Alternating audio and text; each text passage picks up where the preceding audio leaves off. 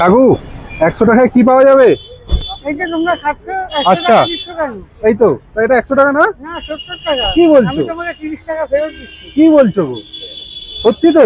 হ্যাঁ এই দেখো তোমাকে 30 টাকা ফেরত দিয়ে দিলাম। বাবা, এটার দাম 70 টাকা। আচ্ছা এই যে এইটার দাম 70 টাকা, হ্যাঁ। তুমি আমাকে 30 টাকা ফেরতও দিয়ে দিলে? হ্যাঁ। আচ্ছা, তবে এবার একটা কথা আমি তোমায় বলি, ফুড ব্লগাররা ফ্রিতে খায় না, ফার্স্ট পয়েন্ট। আমি তো তোমাকে পেমেন্ট করেছি, হুম। করলাম। আর কিছু ফুড ব্লগার বলে যে তোমার আমরা টাকা দিই না, তুমি কি বলতে চাও? সবাই টাকা দিয়ে খায় আমার আচ্ছা। অবস্থা সবাই জানে। একদম। সবাইকে বলবো সবাই আসো, পাশে দাঁড়াও, খাবার খাও। ফুড ব্লগারদেরও বলবো খুব ভিড় করো তোমরা, আবার আসো।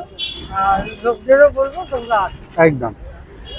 কাকুর প্রচুর মেডিসিন লাগে, প্রচুর খরচা, প্রচুর ট্যাবেল দেখে কাকু আজকে এই জায়গায় ঘুরে দাঁড়িয়েছে। তোমরা প্রত্যেককে আসো আর প্রত্যেককে টাকা দিয়ে খাও, কাকুকে আবার সাপোর্ট করো।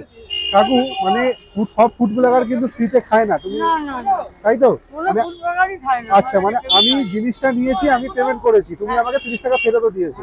আচ্ছা, তাহলে পুরো ক্লিয়ার হয়ে গেল, যারা এই কমেন্টগুলো করে তারা বুঝে গেল আজকে। ঠিক। একদম।